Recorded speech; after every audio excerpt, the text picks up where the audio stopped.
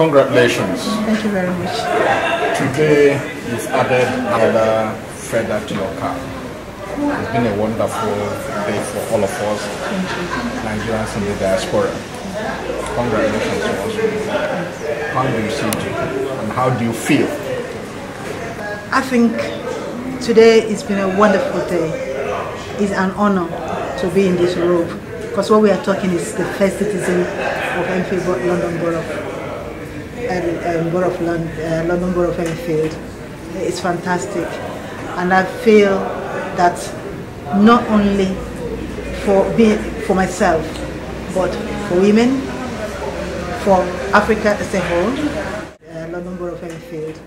It's fantastic, and I feel that not only for myself, but for women, for Africa as a whole.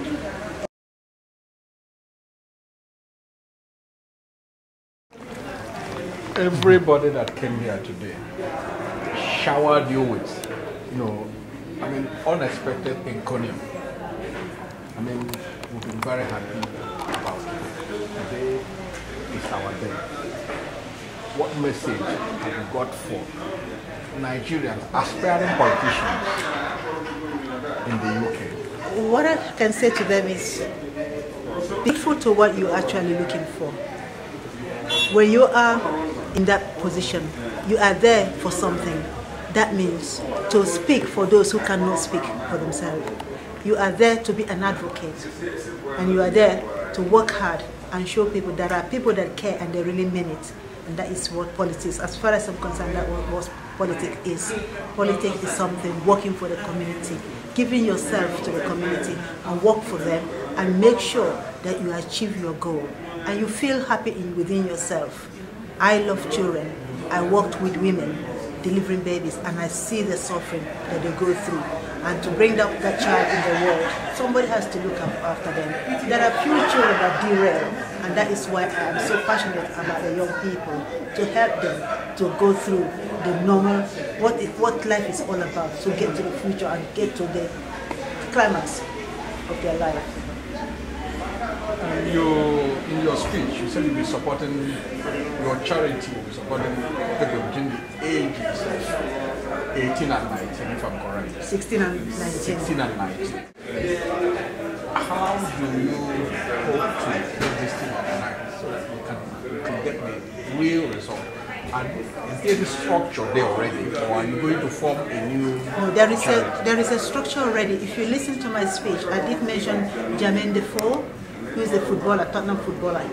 The creator of the 18 project, and this project is already within Haringey, Barnet, Waltham Forest, and Enfield. So it's already, they've got 160 mentors, that are mentoring these young people. And what we need to do, my funding is to help to get more mentors for the people of Enfield. You've made Nigeria in the UK diaspora proud today. You've made your home country Nigeria proud today. What message have you got for Nigeria and the president of Nigeria today? I think what I would like to say is, when we stand up on that ladder, we must not forget the people that we promise things that we're going to do. We need to do it and achieve it. Because I've seen politics in this country. Politics in this country is about helping people, speaking for those who cannot speak for themselves. It's not about money, it's not about riches. But my country, Nigeria, have to learn from there. And I would like to be part of it as well. And I'm hoping that I would try to, that little knowledge that I have, that I would try to impact that on them. Our first citizen, before today, we've interviewed so many Nigerians here, and they say that you've been a shoulder to cry on in your private life, not as a politician, at least. So many Nigerians privately, which you didn't publicize. Now that you are now the mayor and the first citizen of Nigeria, what do we expect from Nigerians? Well, what you expect from me is that I will be there to help mothers, to help people that are on their own. When sometimes when you find yourself as a mother, you find yourself alone. That means probably you've lost your husband through death, or because of there is a divorce or something, and you're left with the children. You can never give up. You must never give up, because those children have been given to you to look after. And I still believe in the Bible in the saying that God does not give you what you cannot carry. They show that there, once it's given to you, you can carry it. It's a matter of you to accept it and be positive about it. I lost my husband when my youngest one was only 18 months old. So I had 4 children to bring up and to maintain my profession as a midwife. I didn't give up. I just prayed and had friends that rallied around me. No man is an island. You must always have friends around you, and good friends. Good friends will always, always, always, help by supporting you and encouraging you.